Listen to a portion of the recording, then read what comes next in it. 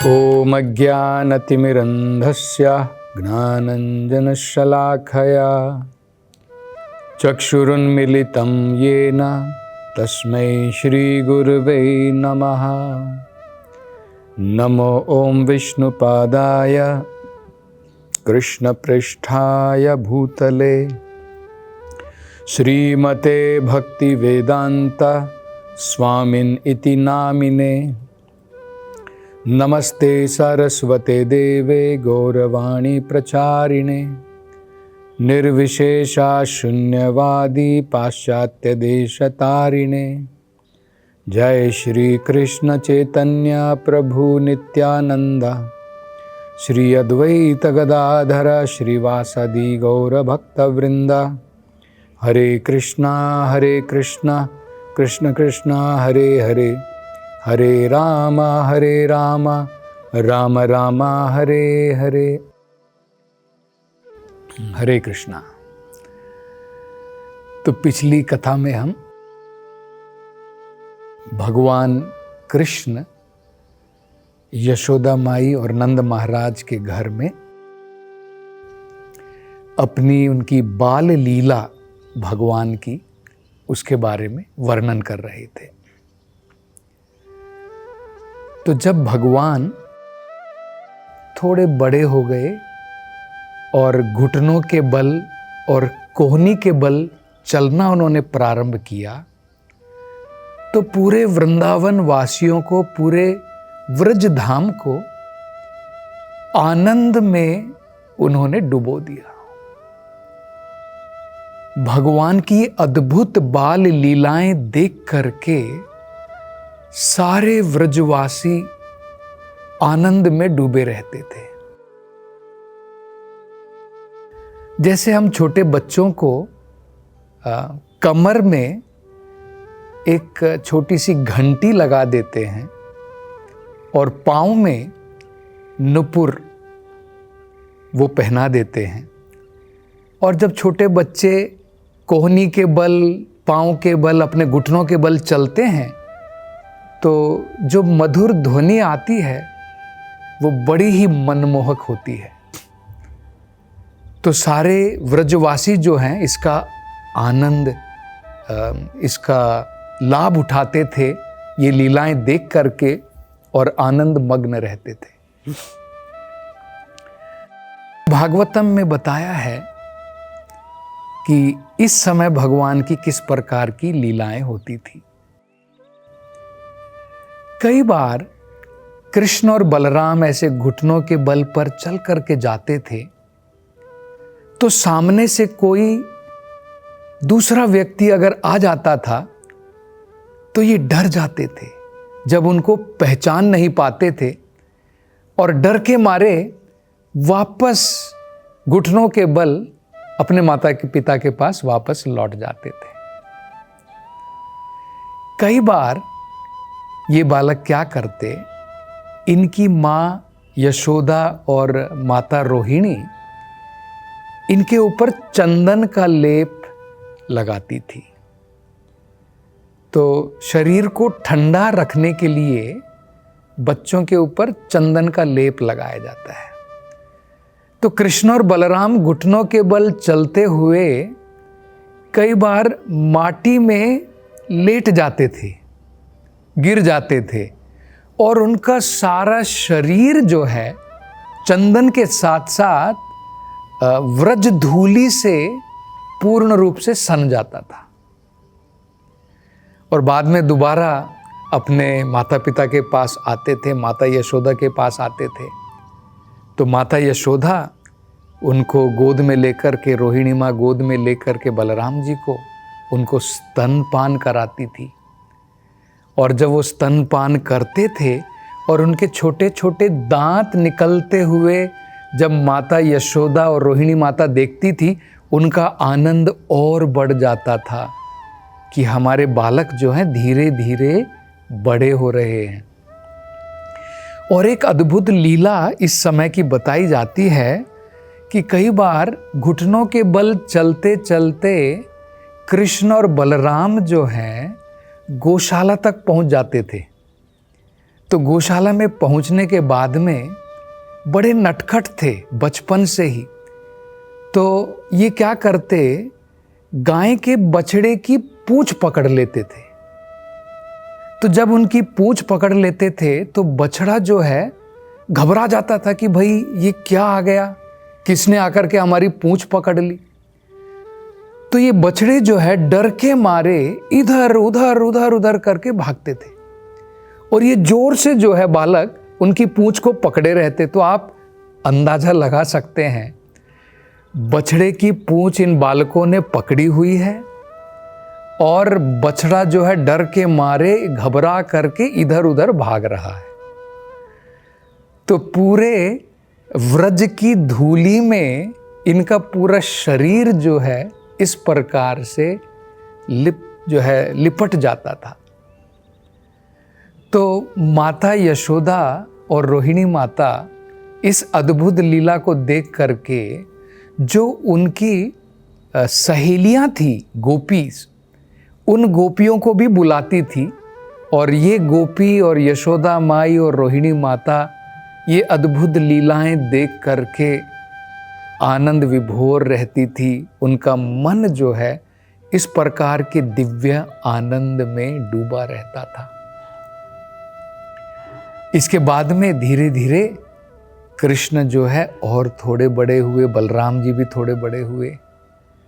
अब जो है वो चलना उन्होंने प्रारंभ किया। तो अभी तक तो घुटनों के बल चलते थे, कोहनी पर चलते थे। अब कृष्ण और बलराम ने जो है चलना प्रारंभ किया। तो इस समय में जो गोकुल में जो बाकी भगवान के जो मित्र थे, छोटे छोटे बच्चे जो उनकी सेम आयु के थे, जो बराबर की आयु के थे, और वो भी जो है उन्होंने भी अभी चलना प्रारंभ किया था। तो वो भी भगवान के साथ में आते, कृष्ण और बलराम के साथ में मिल जाते और ये सारे बालक मिलकर के जो है चलना प्रारंभ करते। तो इस बारे में भी जो है बड़ी अद्भुत लीलाएं बताई जाती हैं कि गोपियां जो हैं, व्रज की जो गोपियां थी, ये भगवान की दिन रात इस प्रकार की अनोखी और दिव्य लीलाओं में डूबी रहती थी। इसमें तो इनको बहुत आनंद आता था। इस आनंद को और वर्धन करने के लिए, इस आनंद को और बढ़ाने के लिए, ये जो भगवान की लीलाओं का जो आनंद है इसको बढ़ाने के लिए कई बार ये गोपियां आपस में मिल करके साथ में आती थी माता यशोदा के पास में शिकायत लेकर के कि तुम्हारा बालक ये जो कृष्ण है और जो बलराम है ये बड़ा नटखट है, अनेकों प्रकार की शरारतें ये करते हैं। तो शिकायत में कहती थी कि इनको कुछ बहुत ज़्यादा आनंद आता है, मज़ा आता है हमारे घर में आकर के दूध, दही और माखन इनकी चोरी करने में इनको बहुत मज़ा आता है। और वो बताती हैं कि जब कई बार ये माखन चोरी करते हुए पकड़े जाते हैं, दही दूध चोरी करते हुए जब पकड़े जाते हैं तो ये उल्टा हमको डांटते हैं।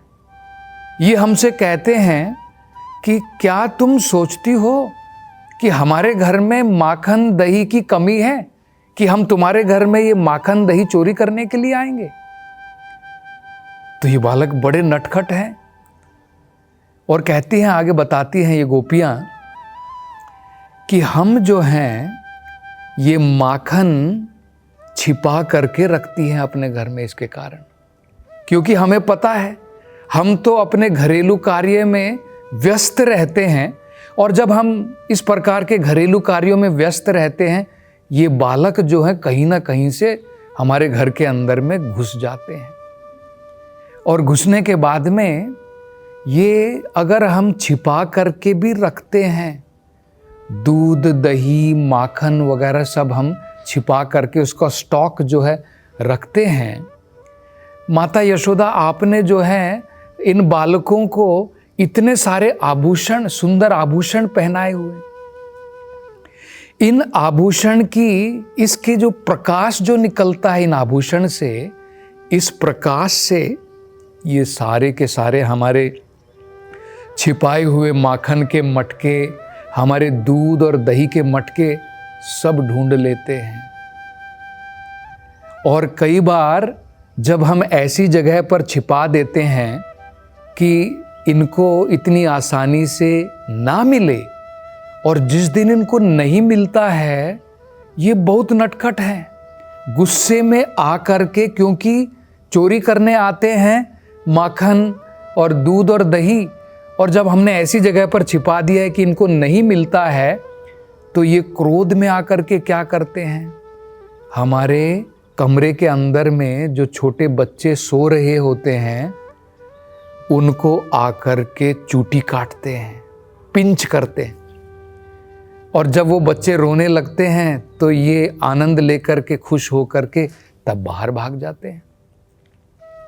और कहते हैं माता यशोदा से कि कई बार हम लोग क्या करते हैं, इन बालकों से ये जो हमने घड़े और मटके जो हम दूध दही और माखन के रखते हैं, इनके हाथ ना लगे, छिपा कर को तो रखते हैं। कई बार हम जो घर की जो हमारी छत है, सीलिंग जिसे कहते हैं, वहाँ पर टांग देते हैं, क्योंकि ये तो छोटे छोटे बालक हैं, तो हमें लगता है कि ये वहाँ तक नहीं पहुँच पाएंगे, तो इसलिए हम तो अपना कार्य कर देते हैं।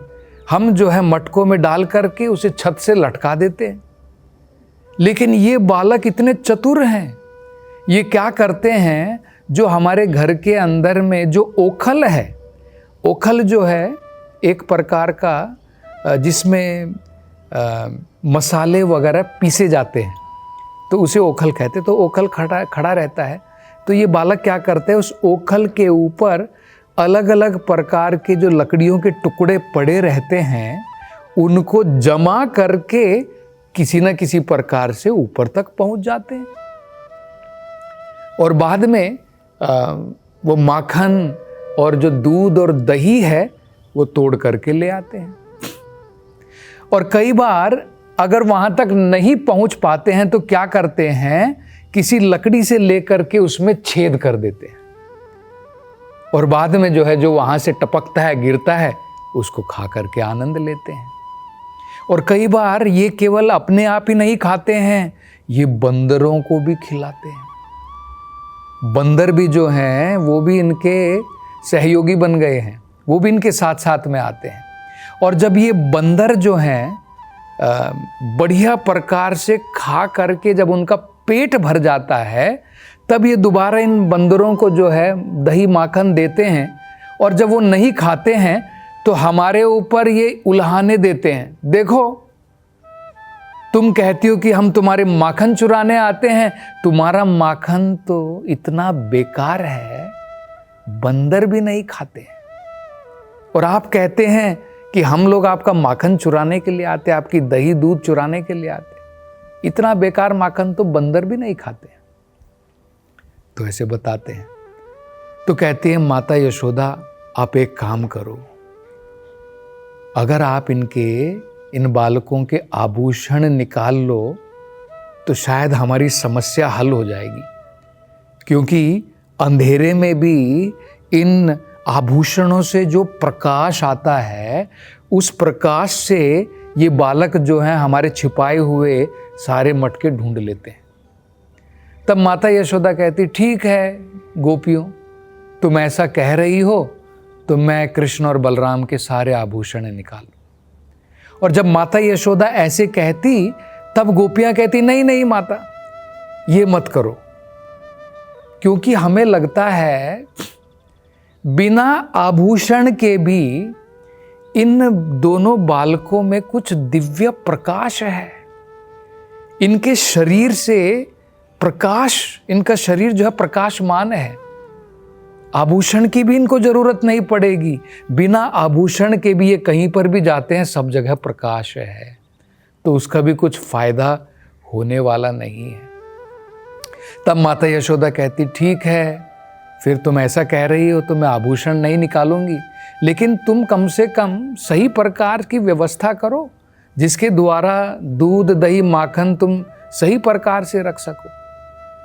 तब वो आगे और कहती है, गोपियाँ कहती है, माता यशोदा हम तो सभी प्रकार की व्यवस्था करते हैं, और कई बार जब इनको दूध दही और ये माखन नहीं मिलता है तब ये क्या करते हैं, तब ये हमारा जो हमने पूर्ण रूप से जो सफाई की हुई है घर के अंदर में, हम जो है अपने घर में झाड़ू पोछा जो भी लगाते हैं, उस सभी जगह को क्रोध में आकर के, क्योंकि उनको माखन नहीं मिला, क्रोध में आकर के वहाँ पर मूत्र कर देते हैं।